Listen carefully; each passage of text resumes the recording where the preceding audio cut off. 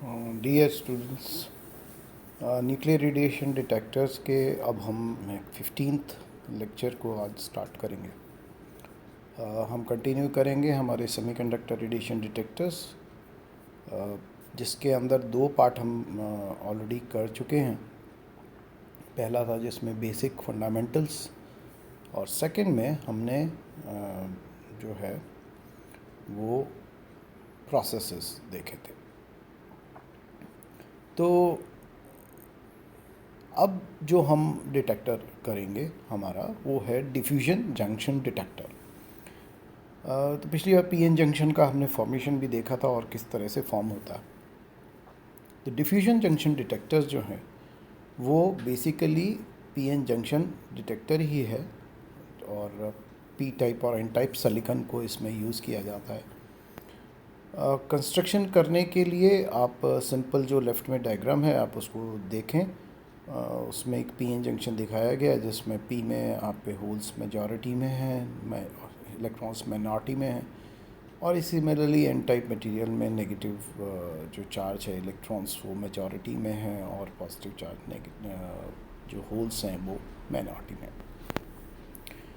तो यहाँ पे इसको कंस्ट्रक्ट करने के लिए इस तरह का डिटेक्टर को एक स्लैब लेते हैं पी टाइप का या पी टाइप सिलिकॉन जैसे, और कैसे कर सकते हैं उसको थर्ड ग्रुप का पिछली बार बताया था, उसमें बी थर्ड ग्रुप की डोपिंग कराएं बोरॉन की।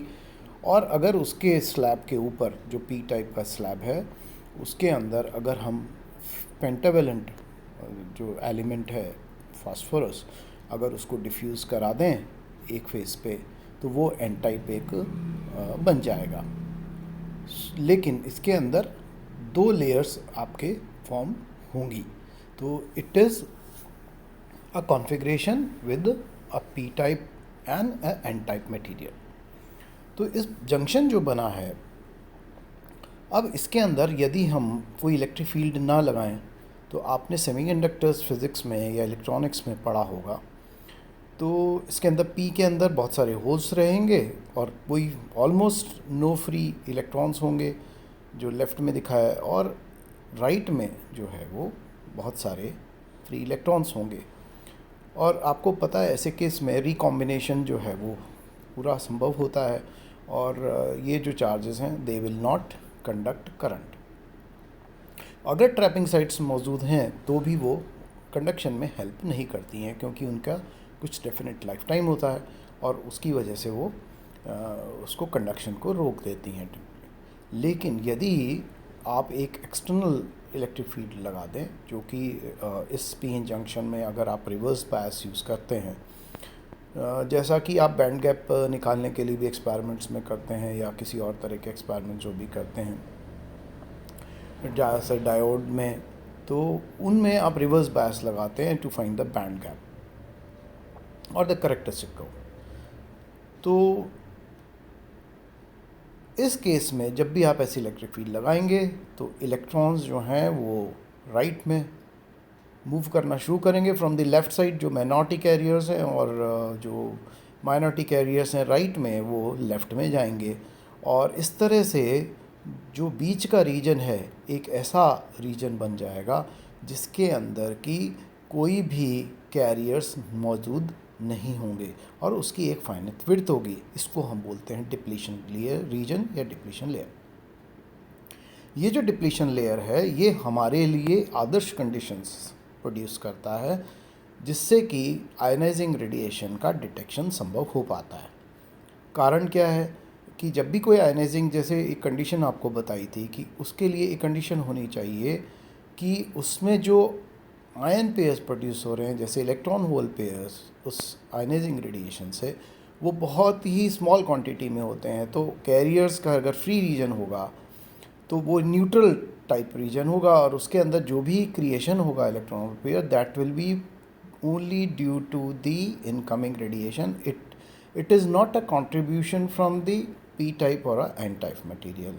दोनों में से किसी के भी कंट्रीब्यूशन नहीं आएगा और ना ही मटेरियल की प्रॉपर्टी होगी। वो जो चेंज होगा उसके अंदर इलेक्ट्रॉन होल पेयर्स के जनरेशन का, वो पूरा का पूरा कंट्रीब्यूशन उस आयनाइजिंग रेडिएशन से होगा।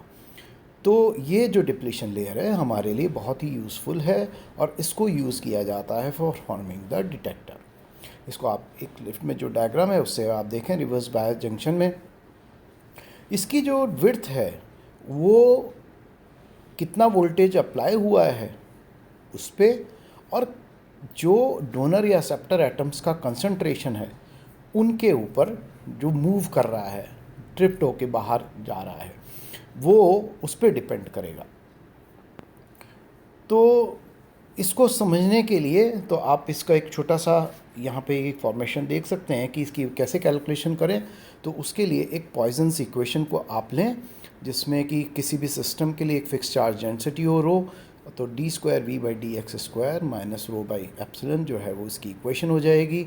और इसको अगर हम सॉल्व करते हैं तो वो कुछ प्रोपोर्शनलिटी ये जो बताया गया।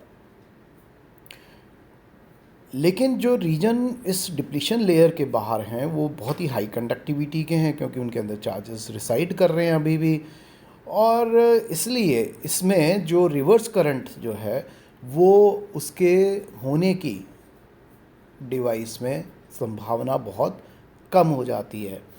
और एक्सटर्नल इसलिए वोल्टेज जो जो भी अप्लाई होगा वो आप बहुत बिना नुकसान पहुंचाए इस डिवाइस को हाई वोल्टेज आप लगा सकते हैं।